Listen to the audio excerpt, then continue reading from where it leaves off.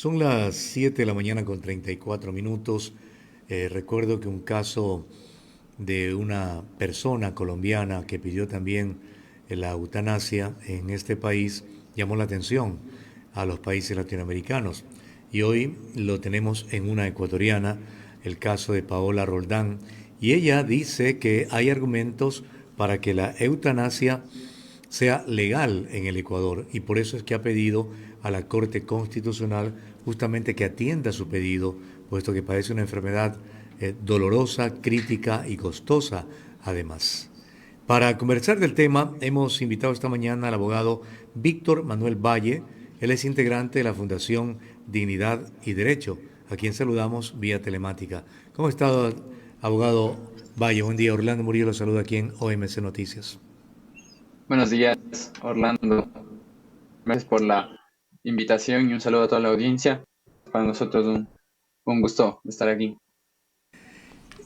Esta constitución que se aprobó por el pueblo ecuatoriano en el 2008, octubre de 2008, que es garantista, ¿verdad? No garantizó el hecho de que una persona, en el caso de Paola Roldán, pida, ¿verdad?, la eutanasia.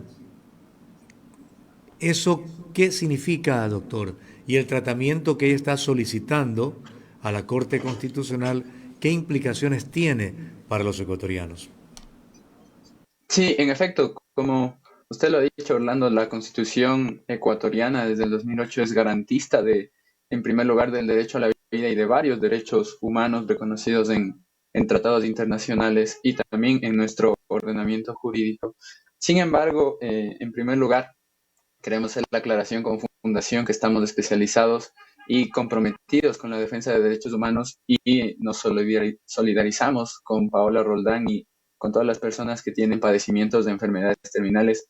Entendemos lo crítico de la situación, lo complicado, lo sensible del problema. Entonces, esta aclaración nosotros consideramos que es necesaria y que nuestro análisis se limita a lo jurídico, ¿no? A lo riguroso del tema de los derechos y la dignidad humana. En ese sentido, la Constitución es garantista de derecho, por ejemplo, del derecho a la vida. Sin embargo, del análisis que nosotros hemos realizado, no existe, por ejemplo, no se desprende del mismo derecho a la vida y de la dignidad un derecho a que exista la muerte digna. Entonces, en ese sentido es distinto lo que implica la vulnerabilidad o el dolor humano y otra cosa es la eliminación del derecho a la vida. De hecho, todos queremos evitar el sufrimiento y sentimos muchas veces compasión por el dolor de las personas, pero la pregunta es si lo que se quiere evitar es el sufrimiento o se necesita eliminar al que sufre. Entonces, también la perspectiva aquí del enfoque que se da a la vida es distinta. Y en primer lugar, lo que hacemos, la distinción es de la eutanasia activa, que es decir, deliberadamente que el paciente pueda pedir al médico que le suministre una inyección o un medicamento que termine con su vida, que le provoque la muerte. O, por ejemplo, hay el derecho que tiene el paciente para evitar recibir tratamientos que ya son innecesarios o que le alargan innecesariamente su vida. Por ejemplo, una sonda o que se le intube o que se le hagan tratamientos dolorosos cuando el paciente ya tiene un estado terminal. Entonces, esta aclaración es importante porque el país puede entender que al prohibir la eutanasia o al no permitir la eutanasia es que se prolonga innecesariamente la vida de un paciente, de un discapacitado o de una persona mayor de edad. Pero eso no es así, puesto que los pacientes actualmente con la ley ecuatoriana, con los derechos ecuatorianos de la Constitución, pueden rehusarse a recibir un tratamiento y como consecuencia, en este caso, por ejemplo, tener una muerte digna, es decir, una muerte en casa, una muerte tranquila, sin tratamientos forzosos. Lo que Dignidad y Derecho encuentra distinto y como una amenaza al derecho a la vida es que se provoque directamente la muerte. Es decir, no existe en este sentido un derecho a la muerte digna, lo que existe es un derecho a la vida digna. Y la dignidad viene y tiene como antecedente la Declaración Universal de los Derechos Humanos, que como los oyentes tendrán el contexto, viene después de la Segunda Guerra Mundial, después del holocausto judío, en donde, por ejemplo, la Alemania nazi perseguía un montón a los judíos, a sus discapacitados, decía que esa vida ya era costosa y extendía recursos, y se quitaba la dignidad por razones de salud, por razones de raza, por razones económicas. Entonces, lo que hace la Declaración de Derechos Humanos es decir, a ver, todo ser humano en todo el mundo tiene derecho a la vida sin importar sus condiciones particulares, religión, raza, en este caso estado de salud. Entonces, Entiendo muchas entonces, veces, y por ejemplo los abogado Valle, accidentes, que si el paciente le pide al médico que le inyecte algún medicamento para quedarse dormido de largo, por así decirlo, eso sería parte de la eutanasia o la eutanasia mismo, pero a la vez también estaría el médico cometiendo un delito que se podría calificarlo como un homicidio. en efecto, precisamente lo que piden los demandantes en este caso es que la Corte Constitucional establezca una excepción al delito de homicidio. En este caso, un médico, tal como usted lo ha dicho, Orlando, estaría dentro de este tipo penal al provocar deliberadamente la muerte. Entonces, lo que los accionantes han pedido es que exista una excepción penal, una constitucionalidad, una interpretación de constitucionalidad de ese artículo para que en los casos en los que los médicos, con un cierto número de requisitos que procedo a explicar, no sean penalizados por el cometimiento de este acto, ¿no es cierto? ¿Y qué requisitos ponen los accionantes y solicitan? Principalmente, los dos primeros son, el primero es que el paciente consienta de manera libre y sea él quien solicite, en este caso, el procedimiento de la eutanasia. En segundo lugar, que sea dentro de un padecimiento grave, emocional y físico, que sea en tercer lugar practicado por un profesional.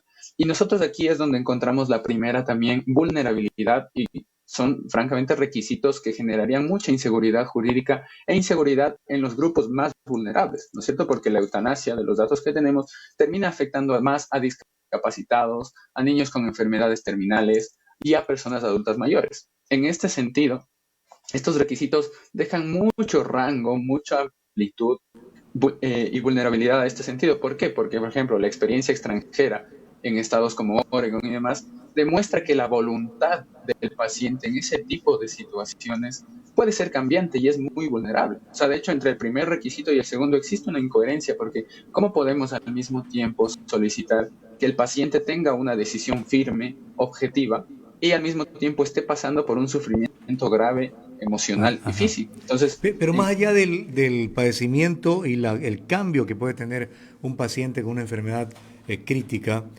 podría dar lugar, y le consulto en ese sentido al jurista, dar lugar también a que un desaprensivo o un inobservante del juramento hipocrático comience a utilizar esta situación para sencillamente eliminar a pacientes, sobre todo discapacitados y de recursos bajos, en el país.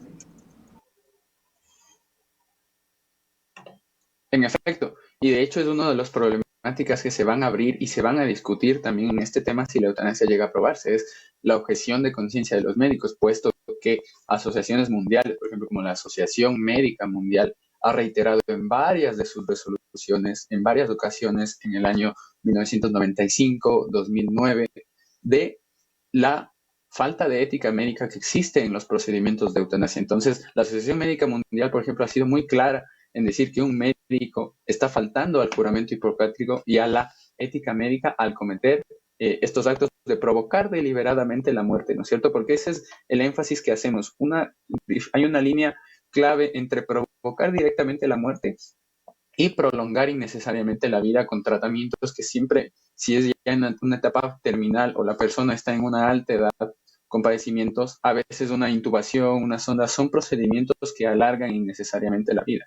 Entonces hay que diferenciar de estos dos. Entonces la Asociación Médica Mundial lo que dice es, estos dos sí existen, o sea, existe este derecho y se puede y es práctica médica, por ejemplo, los cuidados paliativos, aliviar el sufrimiento al paciente, incluso los sedantes, pero lo que no va con su ética, no va con la ética médica, es provocar deliberadamente, ¿cierto? Y va a generar un conflicto. Por ejemplo, veíamos nosotros que el accionante, uno de los El accionantes enfoque de la eminentemente demanda, ético, ¿verdad? En función de los uh derechos -huh, humanos, en función de la Constitución, también el aspecto jurídico. Pero hay otros aspectos también que hay que tomar en cuenta. Y, le consulto a usted que conoce el tema legal. El tema científico pasa también por el análisis de la eutanasia y el tema eminentemente humano que también lo ha tocado, pero que habría que profundizarlo. en el sentido de tener un análisis global del tema. Sí, aquí por eso es uno de los primeros llamados que hacemos como desde nuestro espacio, y es que es un tema tan complejo, tan sensible, que debe ser resuelto por una autoridad eh, con competencia democrática, digamos. Entonces, nuestro llamado es a que la Asamblea Nacional sea el que en un debate democrático pueda recoger a todos los sectores que usted ha mencionado, Orlando, es decir, sector científico, sector médico, sector jurídico, sector de la academia, sector de los pacientes, sector de los médicos, porque ya han ocurrido en estos casos en que, por ejemplo, la Corte Constitucional resuelve una determinada polémica y después deriva a la Asamblea, pero la Asamblea tiene que ceñirse se limita mucho el debate democrático, ¿no es cierto? Y al final terminan siendo unos pocos los que deciden sobre este tema. En cuanto al aspecto científico, desde luego que hay complicaciones, por ejemplo, en la misma voluntad del paciente, la depresión, por ejemplo, es un factor científico determinable por estudios psiquiátricos, y se concluye en Oregon, por ejemplo, que el 60% de los enfermos en fase terminal que solicitan el suicidio tienen depresión. Entonces, como sociedad en general, lo que se hace es las campañas de prevención del suicidio, porque esto termina derivando en un suicidio asistido. Una persona que tiene depresión es alguien que no puede decidir por sí mismo, y peor en situaciones tan claras e irreversibles como la muerte. Entonces, por ejemplo, en ese mismo estado, de 325 personas que solicitaron el suicidio asistido, 117 terminaron arrepintiéndose. Entonces, ¿cómo la Corte puede decir, a ver, estos requisitos son suficientes y que se legalice la eutanasia, cuando los mismos pacientes pueden llegar a arrepentirse porque precisamente pueden tener depresión, ¿no? Dos puntualizaciones. La primera, la alternativa que nos explicaba tienen el paciente que sufre una enfermedad terrible, ¿verdad? Dolorosa, costosa también, es sencillamente negarse a tomar sus medicamentos para paulatinamente la enfermedad lo vaya cubriendo y lo elimine, ¿verdad? ¿Eso implica un suicidio también, abogado? No, precisamente es la distinción que hacemos desde la Fundación, y damos ese llamado a toda la ciudadanía y a los sectores jurídicos, que se revise la Ley de Derechos y Amparo del Paciente que está vigente en el Ecuador. El artículo 6 de esta ley lo que estipula es el derecho a decidir, y dictamina que todo paciente tiene derecho a elegir si acepta o declina el tratamiento médico, y en ambas circunstancias el centro de salud deberá informarle sobre las consecuencias de su decisión. Entonces, muchos pueden tener el caso, por ejemplo, de un adulto mayor cercano, de un discapacitado cercano, que en ese sentido ha escogido ya no recibir un tratamiento que le puede prolongar innecesariamente su sufrimiento y su dolor. Entonces aquí no vendría en un suicidio, porque la persona está esperando la muerte de una manera natural, es decir, se rehúsa a recibir dicho tratamiento, pero no se provoca deliberadamente la muerte. La muerte viene por parte de la enfermedad, no viene por parte del médico. Entonces Ajá. es una línea bastante delicada, ¿no es cierto? Pero es muy clara, es decir, ¿quién provoca la muerte? ¿O la enfermedad o el médico? Entonces el tipo penal de homicidio, por eso es Y la otra que sigue reflexión vigente. o la otra puntualización, abogado Víctor Manuel Valle, ¿qué pasaría en el caso de que la Corte Constitucional observe el artículo 144 al que apela la señora eh, Roldán para que aplique la eutanasia en el país? Bueno, una de las implicancias más graves que nosotros podemos vislumbrar y que se ha visto en los países en los que esto ha ocurrido es que estamos dejando fuera el debate del efecto social que tiene Ya, promocionar el suicidio asistido. Es decir, en los países, en la gran cantidad de países, y quizá usted, Orlando, lo conozca, noticias como el suicidio, noticias que promuevan el suicidio o este tipo de conductas depresivas en general, tienen que tratarse con muchas pinzas. Es decir, ¿por qué? Porque se puede generar la noción de que esta es una alternativa normal. Entonces, si viene la corte y dice, ¿es legal que las personas enfermos terminales puedan decidir matarse, puedan decidir solicitar un suicidio asistido? Es legal, entonces esto va a generar en la conciencia de enfermos terminales, y quizá no tan terminales, porque también ese criterio es muy subjetivo. Puede haber una persona con una depresión únicamente sin ningún malestar físico que ya tenga una condición terminal por su mente. Entonces se puede dar ese mensaje en la ciudadanía, en los ecuatorianos, en los más vulnerables, y que ellos piensen que su alternativa es también la muerte, ¿no es cierto? Ujú. Entonces esto puede incrementar una conciencia social negativa de que estas personas son un estorbo, son una carga para la familia, pues bueno, yo estoy incomodando a mis hijos, pues mejor solicitar el suicidio asistido. Entonces, Ya. aquí sí que se está desvirtuando el tema de la dignidad, ¿no? Que es algo distinto, que es que como sociedad siempre cobijamos a los más vulnerables, no los vamos a descartar, digamos, nos enfocamos en su dolor, no en la vida. ¿Qué reflexión podemos sacar y dejar allí en el tiempo y en el espacio para la meditación? Porque generalmente la cultura popular nuestra es de que nuestro muertito se vaya enterito, ¿verdad? Cuando pueden valer la donación de un órgano que él tenga, el hígado, los pulmones, el corazón, los riñones, la córnea, etcétera, un hueso, etcétera. Pero queremos que se vaya así completito. Y cuando hay alguna enfermedad, a veces pensamos que hay que curarlo, cuando es incurable la situación, pero también nos padecemos ya en últimas instancias del ser humano, cuando deberíamos hacer ese padecimiento, o no padecimiento, sino mostrar nuestro aprecio, nuestro amor por el semejante, siempre. Sí, en efecto, y ese ya es quizá una discusión que se excede de la parte jurídica. Sin embargo, hay principios generales del derecho, principios generales que gobiernan los países y este Ajá. país en específico, como el principio de solidaridad, del buen vivir, es decir, esa comunión que tenemos unos para con otros, y que la muerte en este caso jamás ha sido la solución. O sea, en este sentido, se habla de aliviar el sufrimiento y aliviar el dolor de las personas. ¿De cuándo acá hacemos ese salto de decir, o sea, la manera de aliviar el sufrimiento es que la persona decida matarse? Entonces, hace muchos años en este país, o sea, lo que se discutía es si alguien pide matarse, es que esa persona tiene algún inconveniente, tiene algún problema. Entonces la acogíamos, asumíamos de esa vulnerabilidad y cómo la apoyamos, ¿no es cierto? Como digo, siempre recalcando que no se puede forzar a esa persona a tener tratamientos que ya sean dolorosos y que sean innecesarios. Esos tratamientos sí se pueden evitar y no nos estamos oponiendo a eso, sino al acto deliberado de terminar con la vida de esa persona. Abogado Víctor Manuel Valle, gracias por el diálogo y aclararnos algunos aspectos en la parte legal y en la parte ética y sobre todo la connotación que esto tendría para la sociedad ecuatoriana en caso de pasar por la Corte Constitucional la solicitud de la señora eh, Roldán en torno al tema de la eutanasia.